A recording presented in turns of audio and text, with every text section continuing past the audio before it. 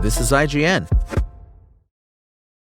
This empty shell of an adventure falls short of realizing the awesome potential of being the Turtle Bros in VR. This is your IGN review of Teenage Mutant Ninja Turtles Empire City by Travis Northrop.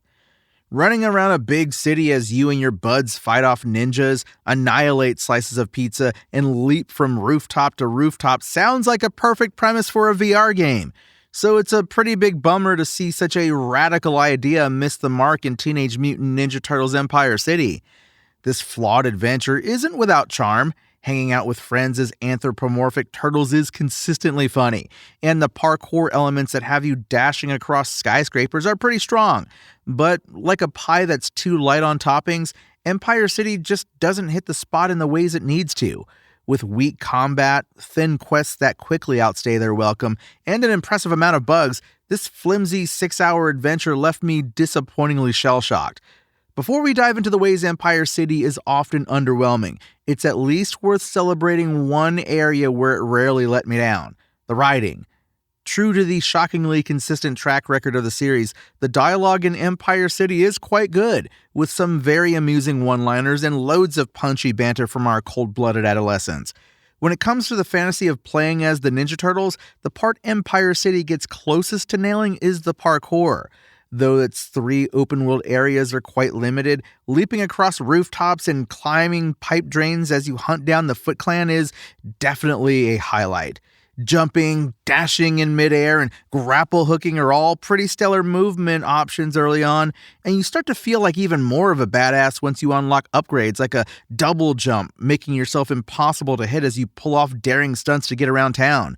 Climbing and leaping through the air are 2 of the things that VR adventure games are best known for, and while Empire City doesn't come close to some of the greats like Stride or Blade and Sorcery, it's still more than serviceable and is certainly one of the best parts of this particular VR package.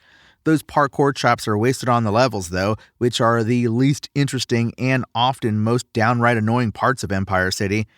No matter which of the 4 turtles you're playing as, combat is an absurdly one-dimensional process of slashing, dashing out of the way, and repeating. There's the smallest amount of variety beyond that, like the use of gadgets every now and again, or a focus mode that lets you do a bit more damage, and the latter does help you get through the slog of combat a bit faster. But attacks often sail right through enemies without doing a lick of damage. Blocking and parrying is pretty inconsistent, and sometimes a fight will just lock up altogether, so you can't hit anything with your weapons no matter how long you sit there and swing them. It doesn't really matter all that much when death simply respawns you nearby with no progress lost, but it's still such a letdown to not be stoked about the fighting in a dang Ninja Turtles game. Teenage Mutant Ninja Turtles Empire City is a buggy, repetitive, and incredibly bare-bones adventure that mostly fails to capitalize on its extremely awesome premise. The decent parkour system, amusing dialogue, and co-op joy of hanging out with your friends as dorky turtles can be amusing for a bit, but you'll have to contend with completely lifeless open-world areas, loads of repetitive and sloppy combat and stealth, and quest objectives or other important interactions breaking on you constantly.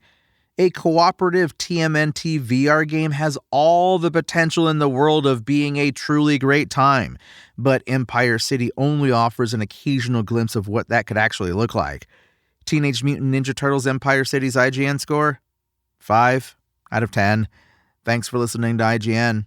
My name is Tony Jackson, and for the latest updates on all things Ninja Turtles, visit us at IGN.com.